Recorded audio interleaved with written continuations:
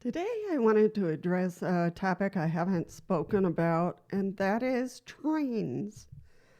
I have them back in my mind that I would like an experience in Amtrak and take a trip from Milwaukee, Wisconsin, all the way to the West Coast to the state of Washington to see my family. Um, I really, I have used Amtrak in the past, way before my disability, and I would travel from Milwaukee all the way down to Chicago because I would go down to the courts, the immigration courts, because I would go with my boss, and we would help somebody through the court system. So at this point, I just have hopes. I have hopes to someday make a trip on Amtrak. And maybe I need to do one like shorter and then come back. Um, but we'll see. That is my dream. But I wanted to offer some information if any of you are interested in getting on the Amtrak or other trains that will take you on an adventure, because we have issues with uh, airlines and it's really heavy duty. I mean, if you have to travel via airline, you have to travel via airline, period. But if you want to have an adventure, if you want to go see family, and you would like an experience to go on a train, that would be awesome, I think. And I think it would be incredible to make that trip from Milwaukee all the way to the state of Washington. Imagine the things that I could see.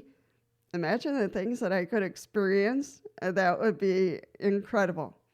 So, but I will give you, as usual, some input to all this and what does it look like traveling on Amtrak long distance. So I do have some documents that I pulled up that you can use if you wanted to travel. Now, keep in mind that first we have the cars on trains, and then we have the railroads that we have built over the centuries in the USA. And most of these railroads are federally owned. Some are state owned, but most of the big important railroads are federally owned. So that means the ADA applies to Amtrak, which is a big, huge, public transportation system. The ADA applies from head to toe. So you can go to the ADA complaint form. They have a complaint form at the U.S. Department of Transportation. So you can go there, and they have a specific page for Federal Railroad Administration. So you can go there. You can either fill out the form, mail it, or you can email it to the I think it's the Federal Railroad Administration. So they have that page, just so you know. If you've had an incident or you would like to file something that was difficult for you, please do. We need all the information possible to improve accessibility, no matter where we are. Now, there's a heavy-duty document on the U.S. Department of Transportation for Federal Railroad Administration. It's it's heavy duty because it's written in kind of a legalese type format. So I will post that. It's in question answer formats, but it does talk about the sections of law, CFRs, and so I would ignore that. Don't get yourself stressed over that, but just the yes, no, and the descriptions. The number of the law and the CFR, that's just federal regulations. So for that particular transportation, which is questions and answers concerning wheelchairs, bus, and railroad services. So I will leave all these links down below so you can take a look at them. The one that I would stick with is a great page I found, Accessible Travel Services. So this is on the Amtrak page. So it gives all the little details and has a link for each paragraph, an explanation. So making reservations, station accessibility, traveling with companion and attendant, which, by the way, they give 10% discount on a companion. Wheeled mobility devices services, and they give all kinds of descriptions on size and weight and all that kind of stuff. Use of oxygen equipment, service animals and pets, meal services and special dietary requirements, accessible thoroughway bus service. I think there is some connections between trains and bus service, so you might want to take a look at that. Accessible travel requests and feedback. So they can't discriminate. They have to follow the ADA because they are federal. So, and the railroads I think that they use are federally owned. So they have to take it seriously. But there's one section you need to understand that there are funds that the current presidency has put in place, and they are upgrading a lot of the main railroad stations. They're implementing more safety regulations. So really here in the United States, we have not done a whole lot with our railroad system. And I think that President Biden used to travel a lot by train. So I think it has a special place in his heart. But truly, a lot of upgrades or repairs have not been implemented since 2006 or since 2019. So those are the dates that I'm seeing for railroad accessibility, for railroad updates. So that is happening right now, that they're looking at certain stations to upgrade them and make them more accessible and more comfortable to use for those who have disabilities. So that is great. And for the rest of us, we have railroad tracks and we have railroad stations that are quite old. They're beautiful, but they're old. Areas like the bathrooms or the ticket area, I've been in a couple. There was one train station that I think one section of it still has rails going through it. I don't know if they have active trains going through there, but the one in St. Louis, if you ever have a chance to visit that train station, there's a hotel there now. But it is incredible, just the ceilings and the walls, and it's a typical 1920s type decor. It's just really awesome. And at certain times they have on the ceiling, they have these video exhibits with pictures, motion pictures of gardens or the ocean or, St. Louis. Remember that one. So I think some of these train stations are really awesome and give us an insight to the past. But that said, they're clunky and not very accessible. So I think this government, this presidency, really wants to hammer it through and put a jackhammer to some of the sections of these train stations to upgrade them and to make sure that they are safe and accessible to all of us. So that is what's happening throughout our train systems. I know that President Biden had some big dreams for the railroad system. I don't know if he'll be able to complete them in his presidency, but I know the funding has been secured for the upgrades. However, with trains, they are much more accessible than airplanes. So I think that riding a train or an Amtrak, will be much more comfortable.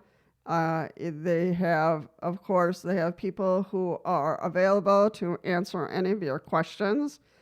So I think it would be very cool to, even if it were a short trip for one of you or for all of you, um, or, plan an event where your group, if you have a support group of wheelchair users, to plan to use the Amtrak and plan a destination and go see, places. I think it would be interesting. I think it would drive the Amtrak crazy, probably having 20, 30 people come on board who all use wheelchairs. But but one of the advice that Amtrak does throw out there is to plan your trip way ahead of time. I think Amtrak has a way in which you can plan months ahead of time versus airlines, which you have to plan a little bit closer to your date, but not so much traveling on trains. You have to plan way ahead of time, and the sooner you plan it, the better.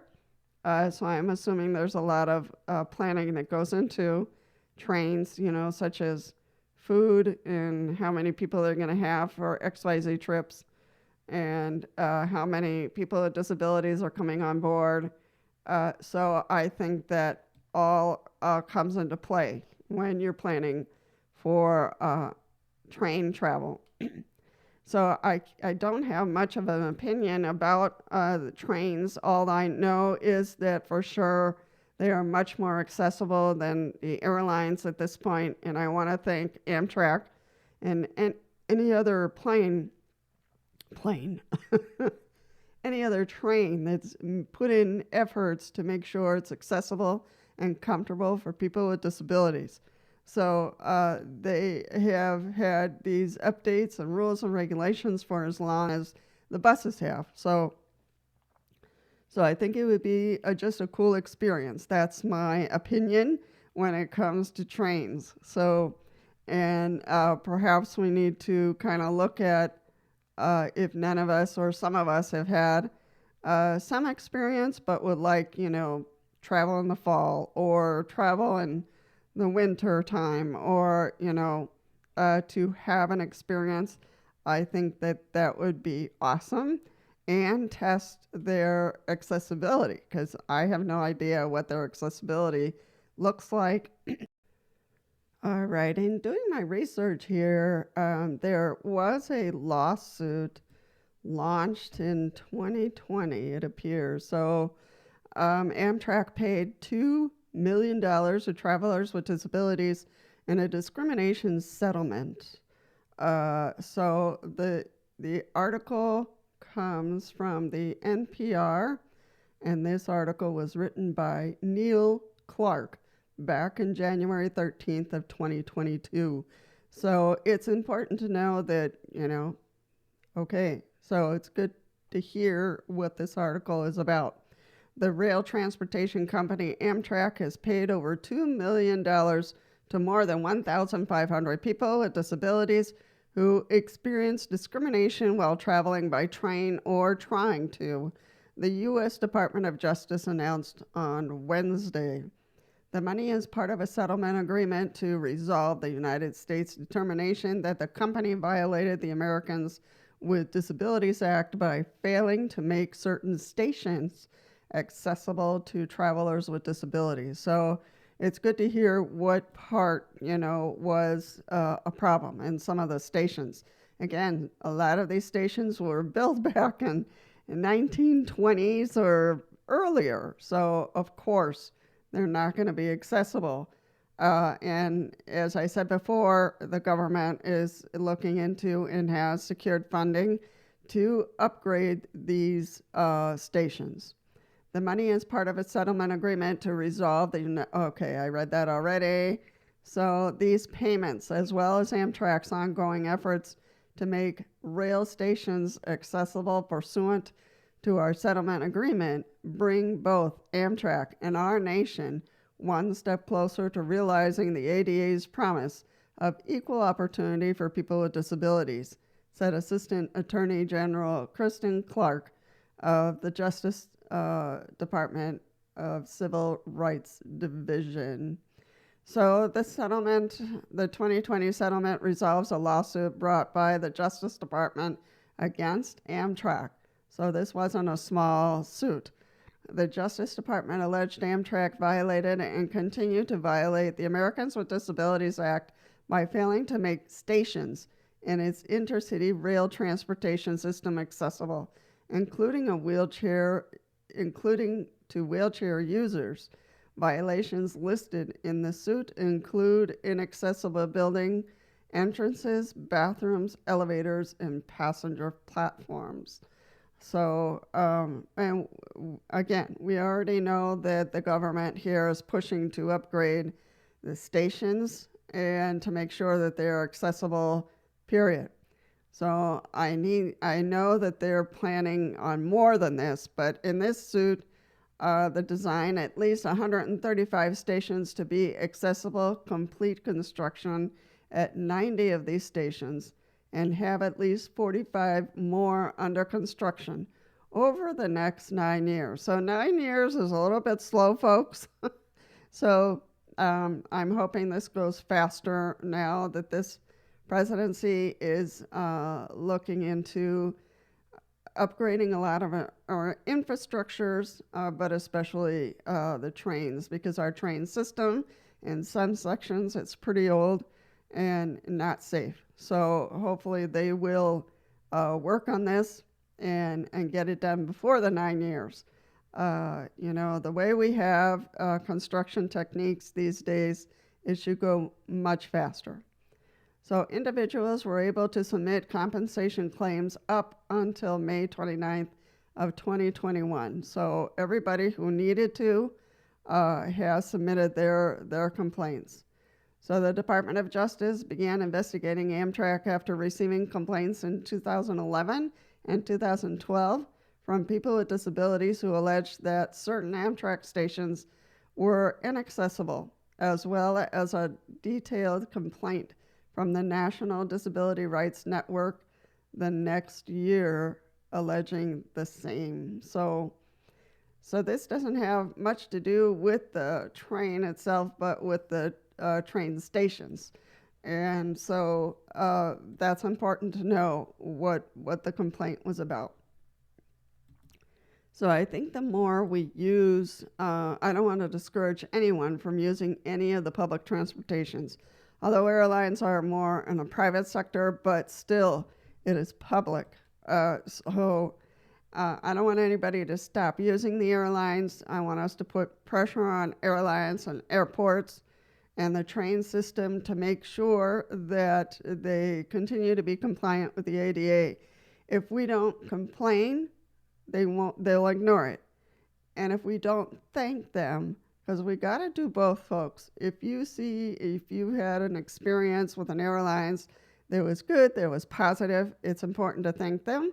If you go on the train and everything went well and it fit your needs, thank them, because I think we need to do both sides.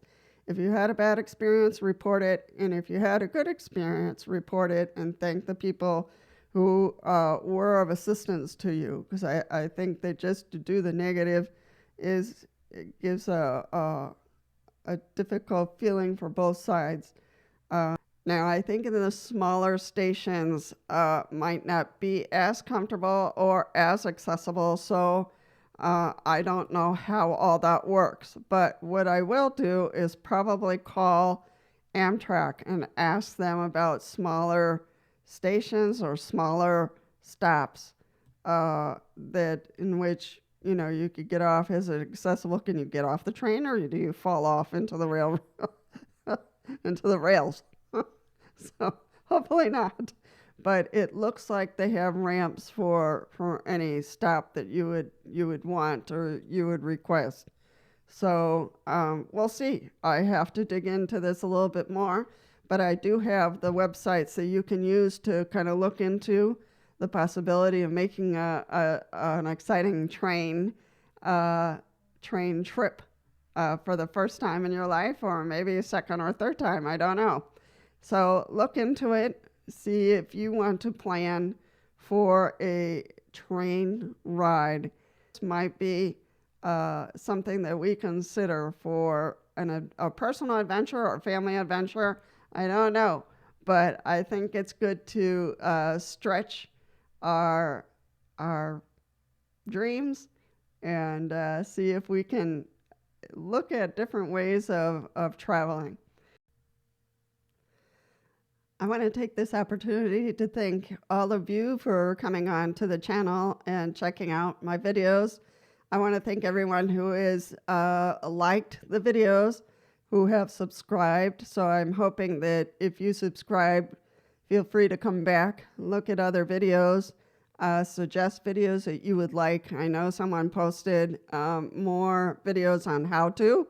So if you have specific topics you would like us to post, please put your suggestions down below, and we will be happy to do that. So thank you again, and I hope to hear about your train travels soon.